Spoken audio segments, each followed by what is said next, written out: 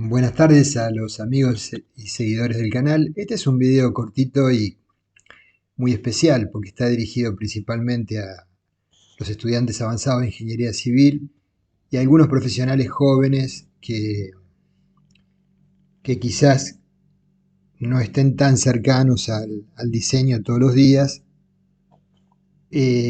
con algunas preguntas sencillas que las respuestas las tendrán ustedes y la pueden plantear al pie en los comentarios si es que alguno quiere hacerlo. Entonces, comenzamos. Tenemos que diseñar este sistema de pórticos que tiene una losa en voladizo.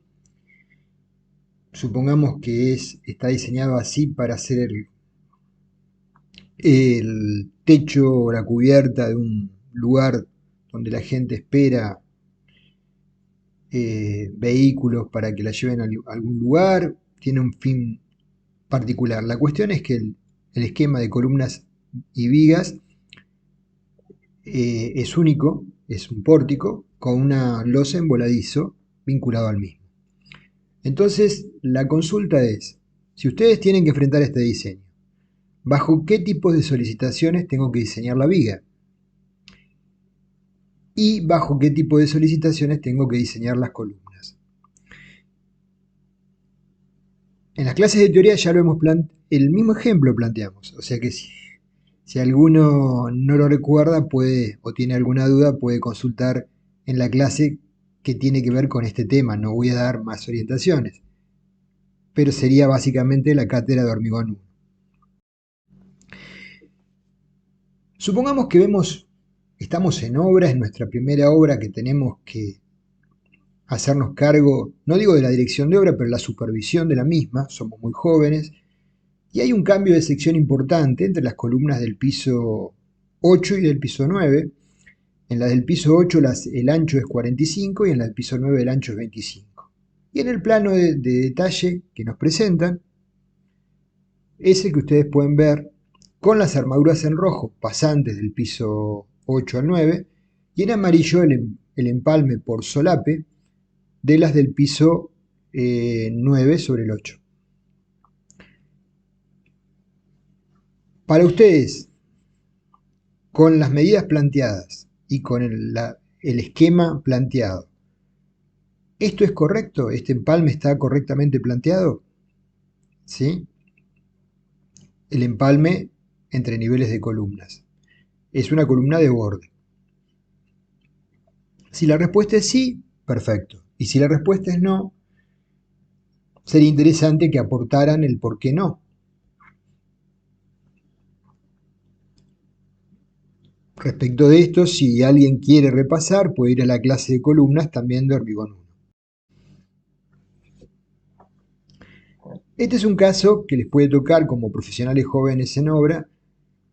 Están desarrollando un edificio en altura y aparecen en la etapa constructiva de golpe fisuras a nivel de la unión de las vigas con una columna de borde, como podemos ver. Las fisuras que aparecen son de tipo vertical, hay un adjunto hormigonado en la zona punteada, y cuando uno va a consultar el plano de armado observa lo que vemos a la derecha. ¿Sí? Entonces, la estructura tiene vigas en un plano, supongamos el plano XY, y en el plano XZ carece de vigas, tiene solamente losa. Sin ir a la memoria de cálculo, sin indagar mucho más, ¿podremos tener alguna idea sobre qué puede estar ocasionando este tipo de fisuras? ¿Sí? Que se manifiesta en ambas caras del nudo libre.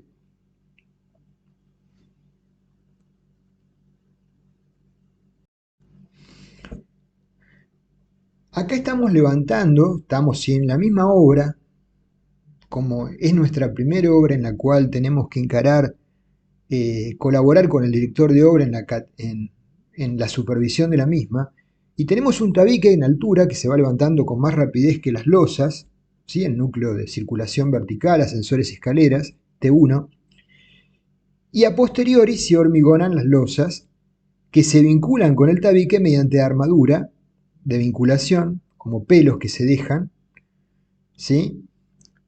Que son barras de 12 milímetros cada 12 centímetros, con la longitud suficiente como para lograr el anclaje del tabique L1 en la losa L1.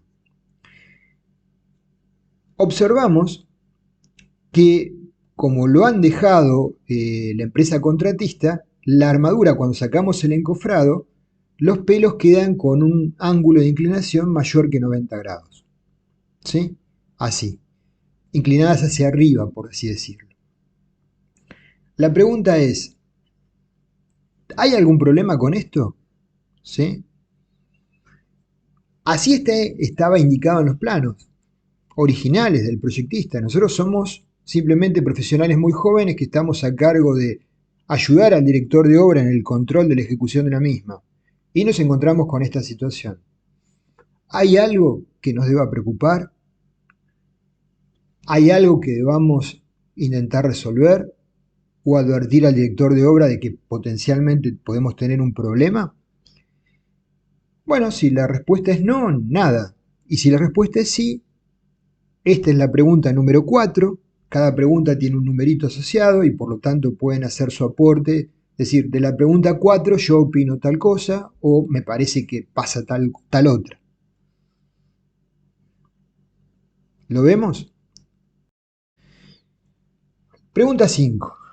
Tenemos esta estructura donde hay una sección de doble altura con columnas que están planteadas en el proyecto de 60 centímetros circulares, vinculadas con una platea con nervios rigizadores y con vigas y losas en la doble altura. La doble altura es de 6,50 metros.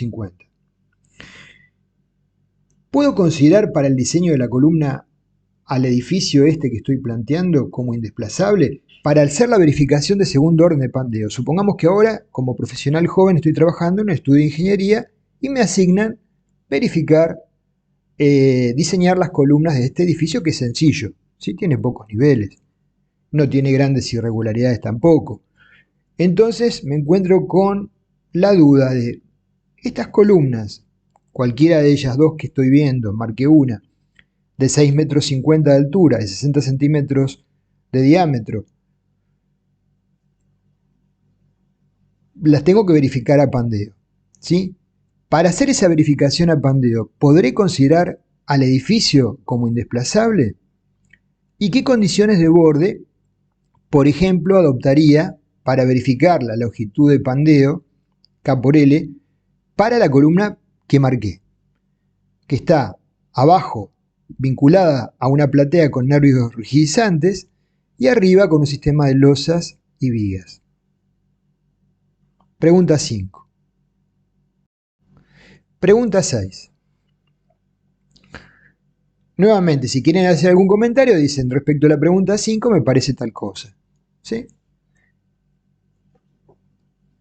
Ya finalicé el diseño de mi edificio y calculé las columnas.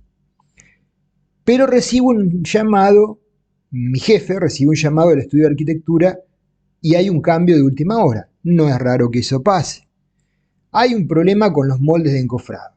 ¿Sí? ¿Y qué implica eso?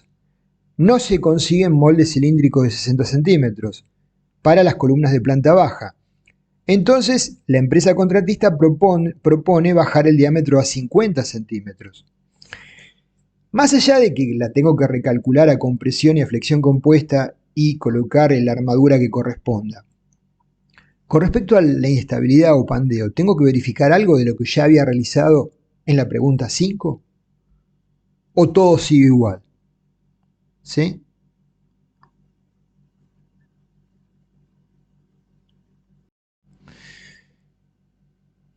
Pregunta 7. Me encuentro con el proyecto que sigo trabajando ahora, no estoy ayudando al director de obra, sino estoy en la etapa de proyecto. He planteado el cálculo de las columnas según lo que me dijeron con plateas con nervios rigizadores. ¿Sí? Y así las calculé a compresión, flexocompresión y efectos de segundo orden. Ahora, me avisan que por una cuestión económica han resuelto cambiar la fundación y no van a usar plateas con nervios rigizadores, que eran nervios de 1 metro de ancho y 1 metro de altura, ¿sí? Y la platea de 30 centímetros de espesor. Lo que van a hacer son bases aisladas, ¿sí? Entonces la pregunta sería, ya las he diseñado bajo la hipótesis de que las condiciones de vínculo son tal y la longitud de pandeo K por L es tal de la columna y por lo tanto el esbeltez de esa columna, que forma parte de ese sistema, es tanta y adopto tal criterio. Estoy verificando a pandeo. De lo que ya hice, ¿este cambio me modificaría algo lo que analicé técnicamente de cálculo? ¿Sí? ¿Me haría repensar algo o simplemente lo dejo tal cual está y sigo adelante con el procedimiento, el detallado de planos y demás? Pregunta 7. Pregunta 8. Ahora estoy a cargo de colaborar con el director de obra como ingeniero joven. Entonces, naturalmente tengo que ver que la empresa contratista haga lo que dicen los planos, pero para eso primero tengo que mirar los planos, que es lo que indican. Y me encuentro que el plano indica una viga de ancho 20 centímetros, una altura de 50 centímetros, totalmente usual, separaciones en zona de corte máximo entre estribos, me encuentro con que el plano indica 32 centímetros. Los estribos son, supongamos, Fiel 8 cada 32. Con 20 centímetros de ancho y 50 de altura. La pregunta es, ¿algo me debe llamar la atención de esto? ¿Debo hacer alguna consulta si hubo algún error? ¿O simplemente voy al frente de obra y veo que la viga de 20 por 50 tenga estribos en la zona de momentos de esfuerzo de corte máximo del diámetro especificado cada 32 centímetros? Respecto de esto, si tienen dudas, están las clases de diseño del corte. Estamos terminando. Pregunta número 9. Tengo una viga que el plano me indica que la armadura de corte, ¿sí? Es una viga de alma delgada, tiene un diámetro de 4,2 milímetros. Las dimensiones de la viga son relativamente chicas, 3,5 metros, el ancho es 20, la altura es 45. El plano me indica diámetro 4,2. Esto se está calculando, supongamos, bajo el código del país que ustedes estén trabajando, que puede ser el CIRSOC 201-2005, o códigos en Perú, en Colombia, en Chile, en Uruguay, en México, basado fundamentalmente en el código ASI 318 de la versión que sea. ¿Hay algún problema con esto? ¿Debo llamar al director de obra y decirle, mire, tengo una duda con esto, tendríamos que mirarlo por tal y tal razón, o está todo bien y solamente controlo que se cumpla con esto? Nuevamente, si quieren las respuestas de esto, están en las clases de diseño del corte. Pregunta 10. Son 12, no faltan 2 nada más. Tengo una estructura premoldeada, ¿sí? Entonces, tengo que diseñarle esta estructura como ingeniero Nobel en el estudio de diseño. Y hay un elemento pretensado que apoya sobre esa ménsula con estas dimensiones. Entonces, marco la viga que tiene una entalladura en el nivel inferior de 80 centímetros de altura, 40 de alto, con una entalladura de 20 por 16. Esa viga que marqué en rojo, ¿qué solicitaciones actuarían sobre la misma? ¿Sí? Producto de las reacciones que le transmite las losas huecas pretensadas, el peso propio más las terminaciones más la sobrecarga. ¿Qué solicitaciones actuarían? La vemos en planta, la vemos en corte, sobre la viga marcada en rojo, de 80 centímetros de alto, 40 de ancho, ¿sí? Con esa entalladura en la cara inferior, donde apoyan las losas huecas pretensadas. Pregunta 11, creo que es la anteúltima. Estoy a cargo de la obra, digamos, a cargo, como ingeniero joven, controlando la ejecución de una obra. Se acaba de hormigonar una viga importante, una viga de un ancho relevante, 70 centímetros, y una altura de 1,60 m, de 10 metros de luz. Naturalmente va a estar sometida a cargas de servicio importantes. Está encofrada con torres tubulares, ¿sí? Una cada 2 metros.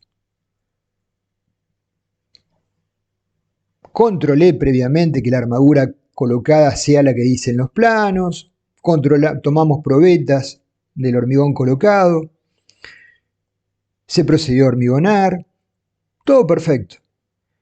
Retiramos los encofrados laterales de la viga, empezamos con el proceso de curado y observamos al día de hormigonado, día y medio de hormigonado, una fisura como la F,